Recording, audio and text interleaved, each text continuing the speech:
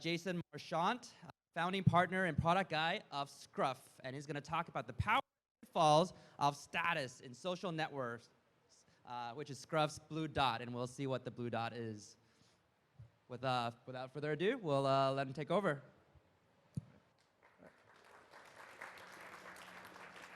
All right, thank you. Many companies need gamification to engage people with the basic underlying behavior they want to advocate.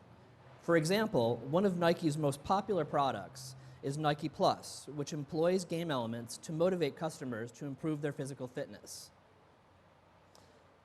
Now, it turns out that motivating men to use mobile apps to hook up, be it for a one-night stand or for something more lasting, is not one of the great engagement challenges of our time.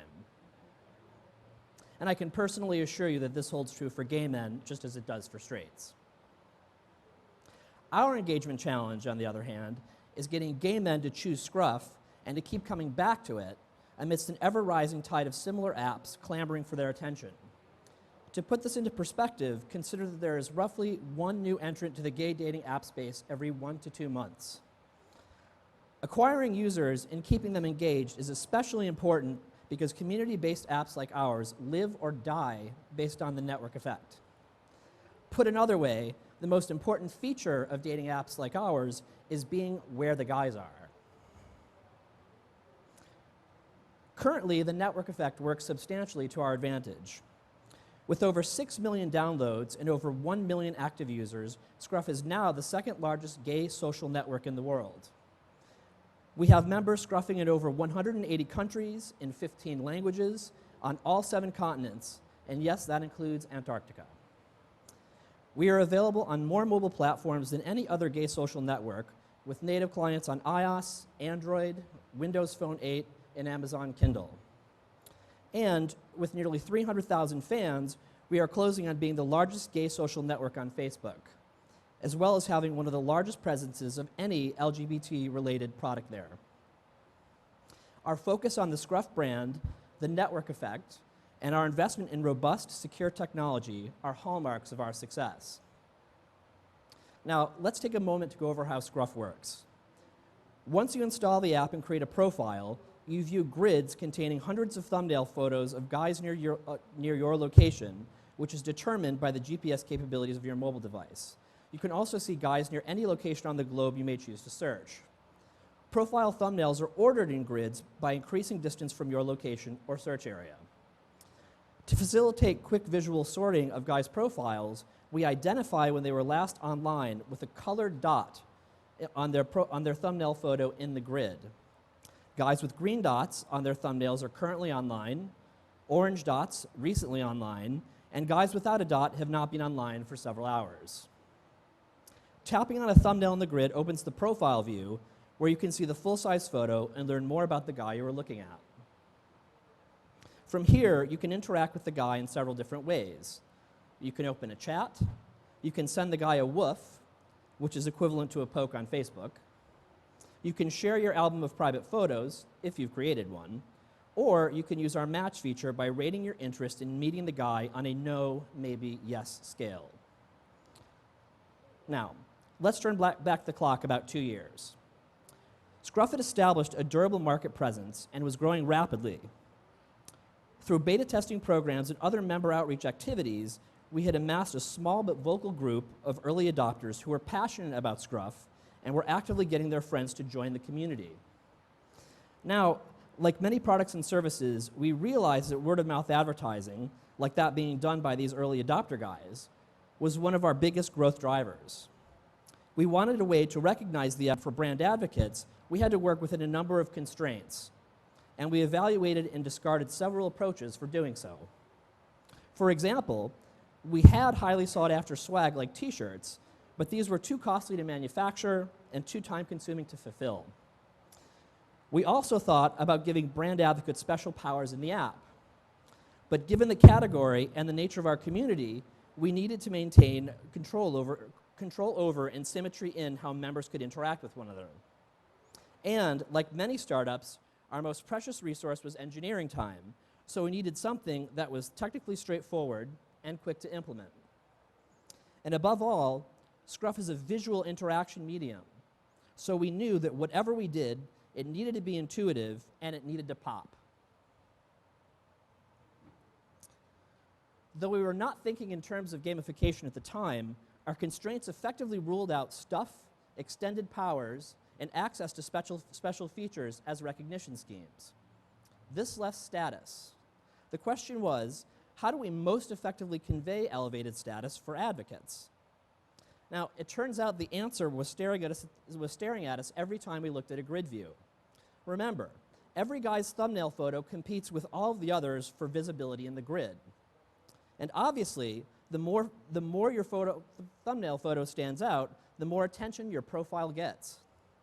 We had already observed members gaming the visibility system by making their thumbnail photos stand out in some way, for example, through the use of emoji characters in profile names. Finally, with status indicators, we had already established an intuitive UI paradigm that we could extend. So we came up with the idea of granting our best advocates a blue dot to replace the existing green, orange, or blank online status indicators. So no matter what your online status was, currently online, recently online, not online, your dot was always blue. This added an element of stealth and mystery to the privilege, as other members could not determine whether the blue dot grantees were online by looking at their status indicators. We further upped the ante in the profile view by replacing blue dot grantees' last online X minutes ago text with the simple phrase featured profile. We were able to roll out the blue dot program in just a few weeks by granting blue dots to top advocates on a manual basis. The lack of complex member behavior tracking and automation meant that this was the cheapest and quickest path to launch. The result? Blue dots were an instant hit. Grantees anecdotally reported dramatic increases in messages, woofs, and matches. Almost overnight, we were flooded with inquiries on how guys could get blue dots. And when we used a blue dot as a prize for a Facebook contest we ran, we nearly tripled our fan base in just under 2 weeks. And as you can see, the increase in our engagement metrics for blue dot grantees was similarly amazing. For example, we more than doubled our daily visits and session lengths, and more than tripled the number of messages and other member interactions blue dot grantees saw. Over the ensuing months, the blue dot became a legitimate thing, inspiring ideas like this Halloween costume. Taken together, we thought this was one of the best things we could have done. After all, it was driving growth, it was setting the stage for increased revenue, and it was creating massive interaction with and discussion about the brand on social media. But while the manual system for granting dots was quick and easy, it wasn't really scaling. For example, our criteria for who could get a blue dot was never strictly formulated. Basically, it was anyone who we deemed would be a major supporter. This meant that, over time, we received and approved many requests for blue dots that probably weren't netting us the same brand advocacy return we saw with the initial group we sought to recognize. We also began to see major concentrations of grantees in cities we visited for events or otherwise spent time, reducing the meaning of the blue dot. This dilution of the program was concomitant with an increase in cliquish, in-group behavior among blue dot members. Still, because we were growing so rapidly, we didn't see these effects as particularly negative at first. Slowly, we started to notice that the tenor of the discussion around blue dots was changing, and not in an entirely flattering way. Scruff members are highly vocal and socially networked, and it seemed that they were beginning to chafe at the broad yet arbitrary nature of the blue dot program. Even featured members began to grow weary of questions like, so what or who did you have to do to get a blue dot? Interestingly, however, blue dot grantees always declined to have their featured profile status revoked when we offered. While this reflected the continuing power of the blue dot to drive interactions, it also illustrated the conflict our grantees were feeling about perception of the program and their participation in it. Over time, informal polling in-app and on social media validated our concerns. the blue dot, green dot divide was increasingly being framed in 1% versus 99% terms. The sense that there had emerged a privileged in-group in Scruff who received more attention than everybody else was completely contrary to our efforts at building community. Because of other priorities, we didn't have resources to retool the program. Therefore, we made the difficult decision to discontinue blue dots for all members, including ourselves, in early September of 2012. Now, I don't want to understate how hard this was. People don't like losing status, and the blue dot was, as you saw, a highly effective status symbol. But, however, it wasn't in keeping with the mission of community building. And as the founder for whom the buck stopped in terms of customer service, trust me, you don't want to launch a loyalty and recognition program that you can't support in the long term. So, while Scruff continues to grow rapidly and the community is stronger than ever, there are some great lessons from our experience with the Blue Dot program and some recommendations I'd make for anyone looking to add status recognition to their app or service. First, obviously, visibly elevating status, especially in a social network, can be hugely powerful and can be a great engagement driver. Second, people love recognition. And if member interaction is connection-oriented, they will welcome any visual differentiation that elevates them in a way that gets them more attention, even if it is something as seemingly trivial as a small blue dot.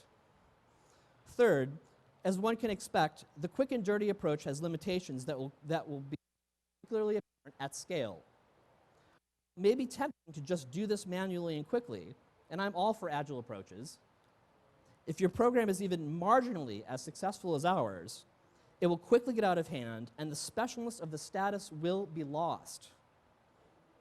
Of course, algorithms can also make mistakes, but it is often far easier in the long run to modify algorithms to meet business objectives and adapt as your product scales and your community evolves. And while it sounds obvious, fairness and transparency cannot be overlooked when building a recognition system. If you don't make the path to status somewhat clear, that is, the thing that users need to do to get recognition, the have-nots will grow to resent a status they perceive as arbitrary and unfair.